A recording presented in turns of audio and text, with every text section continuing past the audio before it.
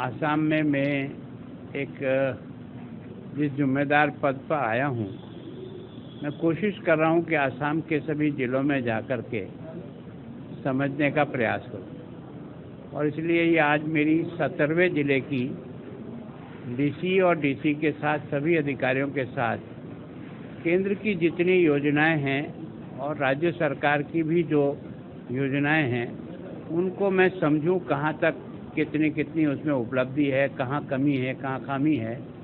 तो मैंने समझने का प्रयास किया। मुझे लगा कि इस ज़िले में अधिकांश योजनाओं की अच्छी परफॉर्मेंस है।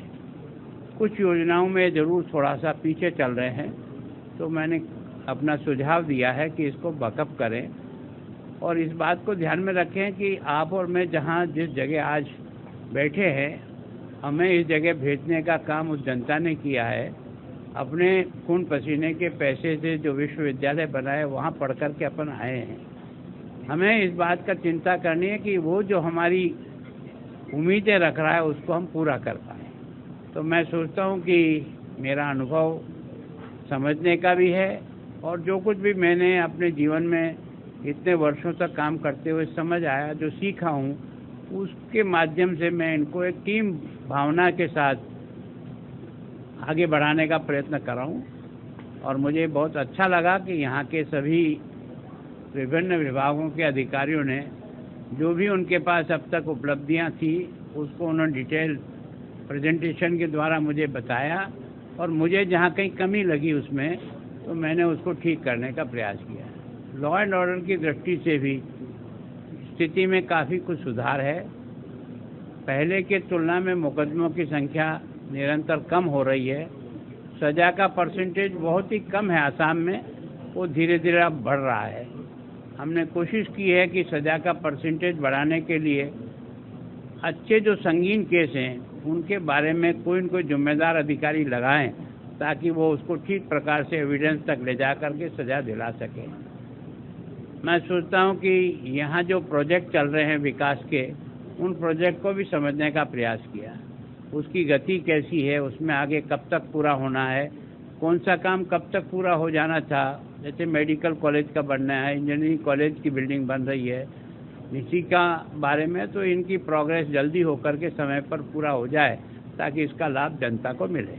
देखो, सामान्यतः क्या है कि हम लोग पानी के अभाव में जूझते हैं।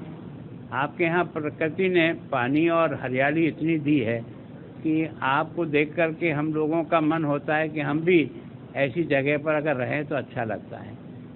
सौभाग्य यह है कि हमारी राजस्थान की धरती ने भी अपने स्वाभिमान के लिए, अपनी संस्कृति की रक्षा के लिए, अपने मूल्यों की रक्षा के लिए प्राण दे दिए, लेकिन कभी सरेंडर नहीं हुए। और आसाम की धरती भी ऐसी है जिसने सब संघर्षों से लड़ते हुए भी इस देश के अतीत को उन्होंने जिंदा रखने का प्रयास किया। तो वास्तव में दोनों की समानता है, अच्छी लगती है।